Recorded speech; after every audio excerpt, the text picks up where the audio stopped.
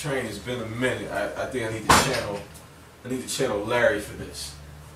Go ahead. Some time ago, there were four guys from the outskirts of Compton, USA. Lorenzo Patterson, Andre Young, Eric Wright, and last but not least, O'Shea Jackson. Now, during this time in the mid-'80s, there was a lot of turmoil, but only one guy in the group actually came from a somewhat rough background. He peddled narcotics, as they say. His name was Eric Wright. The historical group went out and made millions of dollars producing very aggressive music.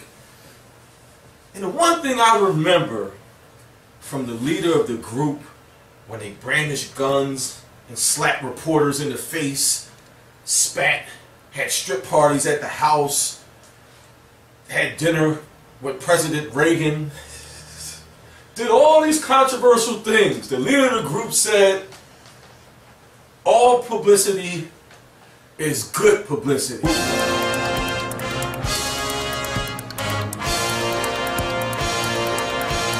Welcome to GYGB. Roger Girl Boxing. He's Go Train. He's Sleepy.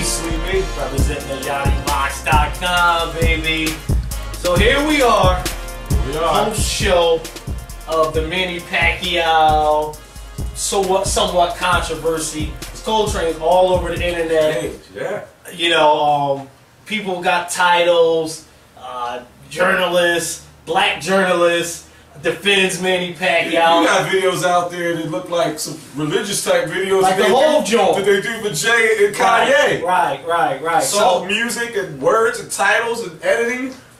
You know, like I always say, man, and Sleep always says this, it ain't about black, it ain't about white, it ain't about candy stripe, it's about X's and O's. I'm not here to wave pom-poms for fighter. I'm not here to go, give me an F, give me an L, give me a Floyd. It's not what we're here to do. We're here to talk about the sweet science of boxing. Yes, we are. I'm gonna let my man Sleep. I didn't know if you had a say on this whole subject because you didn't really get a chance to get your input on it. I think people got to look at it for what it is. And I mean, a lot of times, I don't think people don't see things. Like, I'll give you another quote from my man Magic Johnson. All men grow old, but only a few get to grow.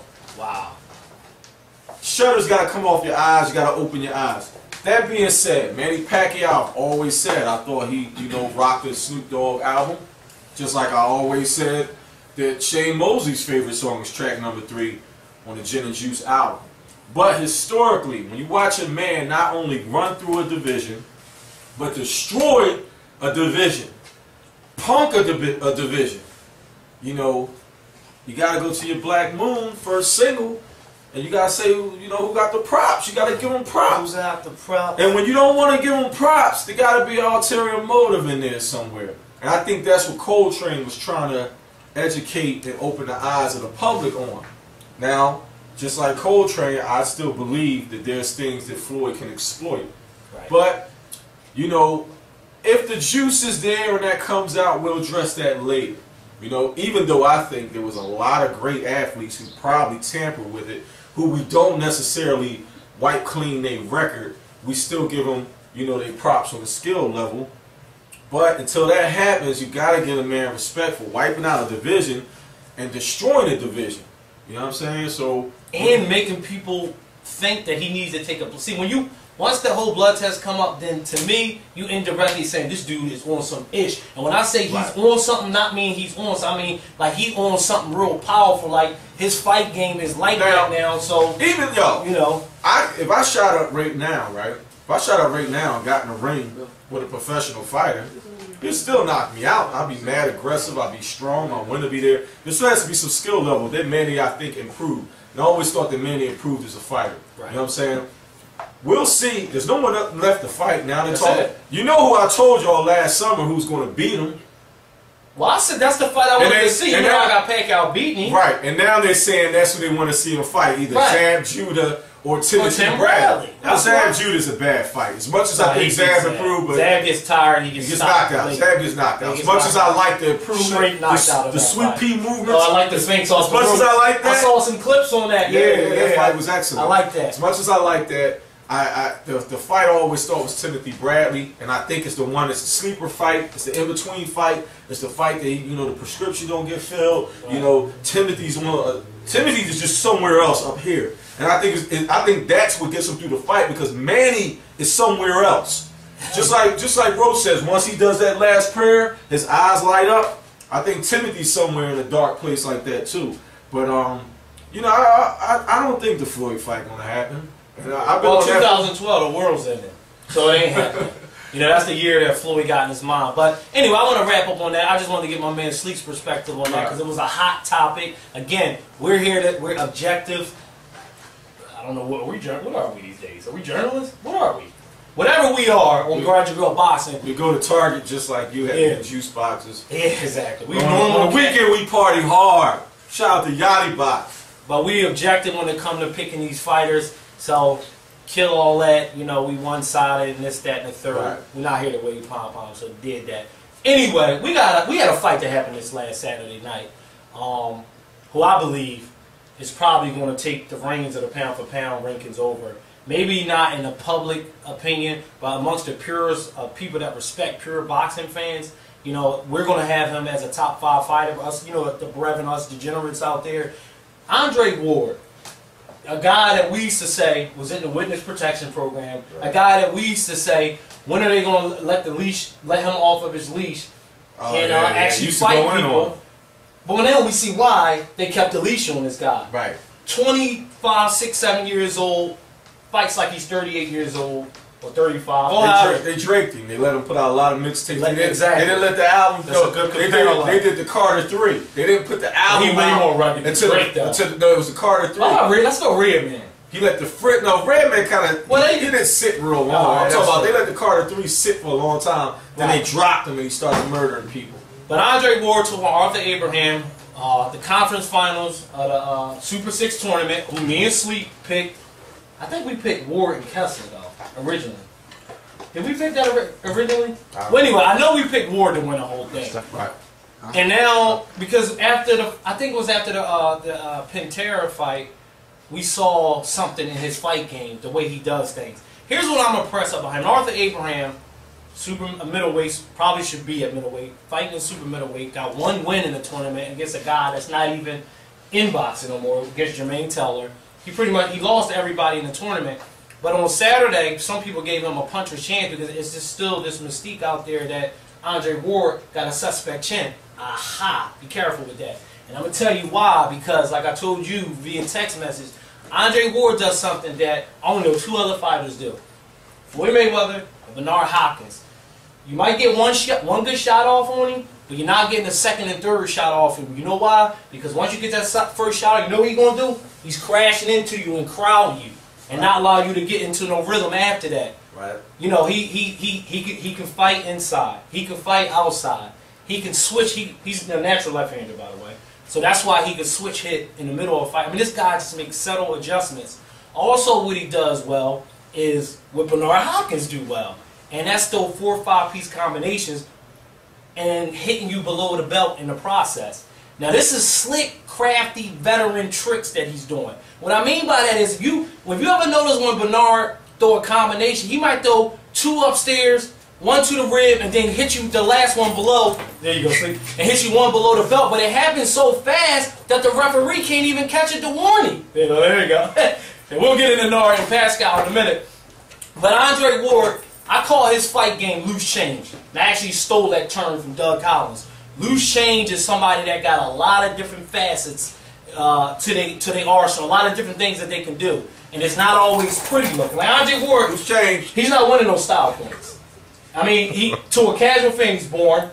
Well, he holds. The piggyback off you said of what he does like Bernard, the one thing he doesn't do like Bernard is he ain't got no slick tongue. Right, and that's gonna hurt him. It took Bernard. And he's religious too. And no disrespect to religious people out there, But in America, normally when you're really religious, other than Evander Holyfield, people kind of look at you. They don't. I don't know. America is in love with the bad boy. America's in love with the bad boy. Right. Let's be honest. Well, you either got to be. And he kind of fits the mold of the American. You know, like just the whole. He could play. You know, excuse me, the color references because you know I was gonna say the white knight. You know what I'm saying? He could play that side, but the charisma isn't really there. And we hate to go there, but we kind of been studying this sport for so long. That's be some market. Let's be honest. I don't want to leave this subject real quick though. Right. Go ahead. The thing he doesn't have, like Bernard, is the slick tongue. Right. And if you remember my little Larry Merchant opening, I'm gonna bring you back full circle.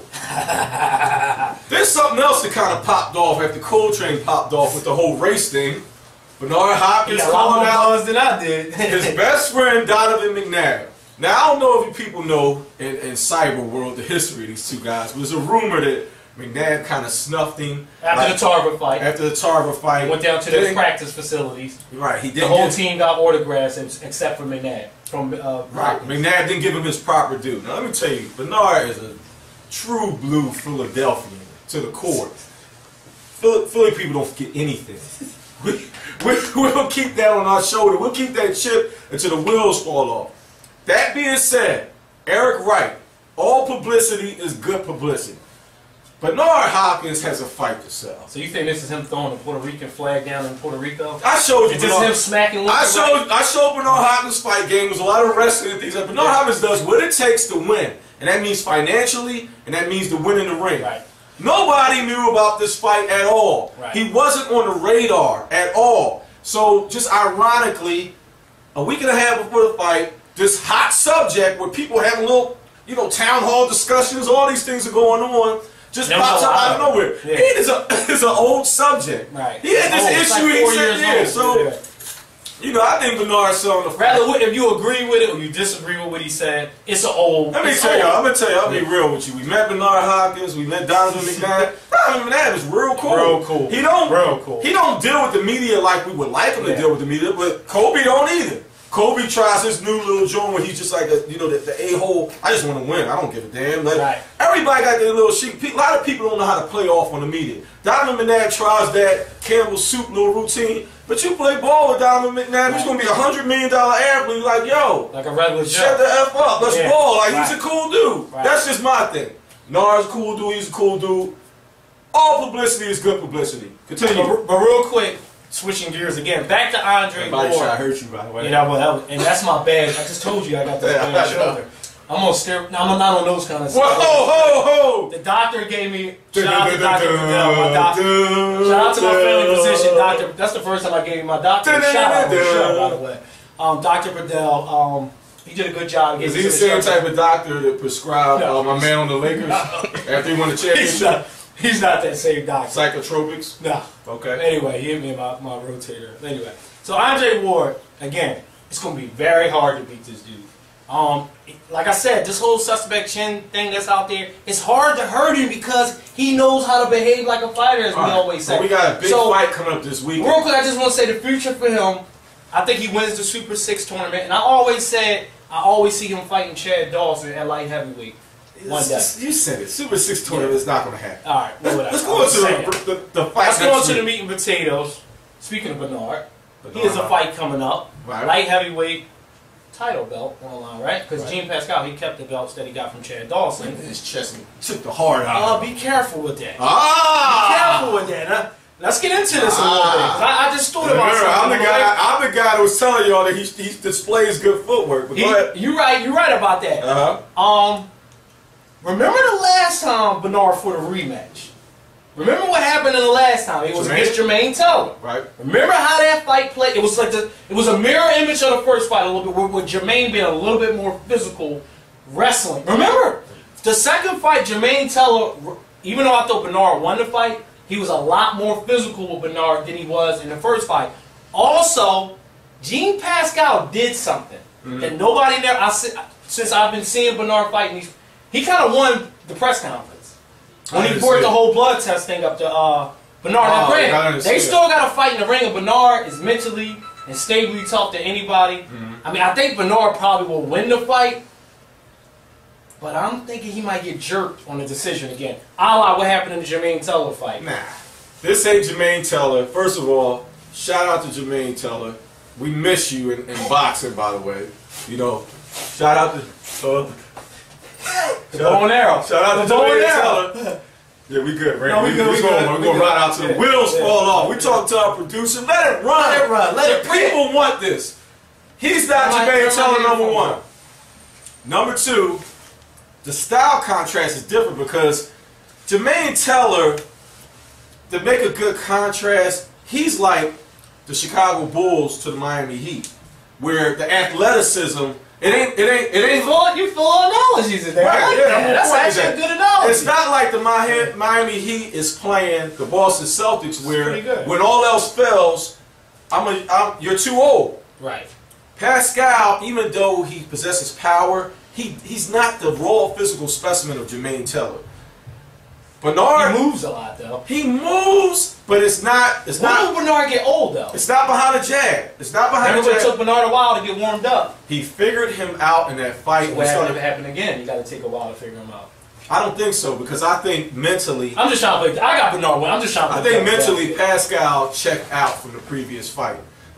We already know on the back end he gets tired. Right. And I think he physically doesn't think that he can beat, mentally doesn't think he can beat Bernard Hopkins. Right. I think Bernard Hopkins starts instituting what he did before, like try to pump the jab, try to walk him down, but he has to be careful. He got to keep his head moving. Keep his head moving. In the early rounds, we saw him on the camera. He's sitting up. He's sitting up. Yeah. But I got Bernard. I got this fight more lopsided.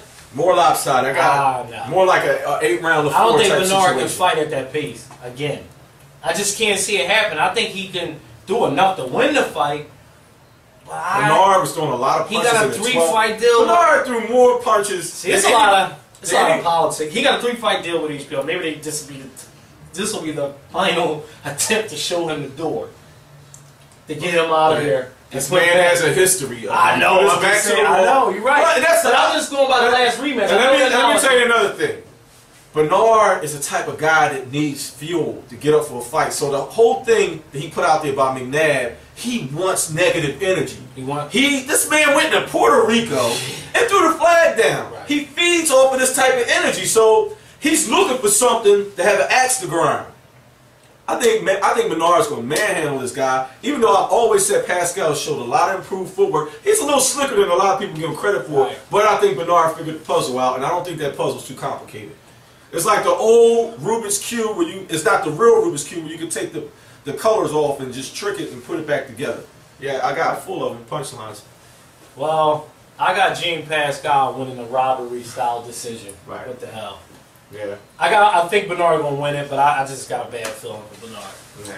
Yeah. So not with the deal on the table. That's my story. I'm sticking to it. All publicity is good publicity. He's sleepy. I'm Coltrane. I might go smack a reporter. Guard your girl. Let's get it on GYGB. GuardYourGirlBoxing.com. We get some views. Radio show every Monday night, 9 p.m. Eastern Standard Time. You can get the link from the boxing website, GuardYourGirlBoxing.com, Facebook. GYGB is on Twitter. Yeah. I mean, that's where we're at. I just hang out, man. I'm not on there. Shout out to Yachty Box, Sports Enthusiasm. Yeah. And we out. Later. He wants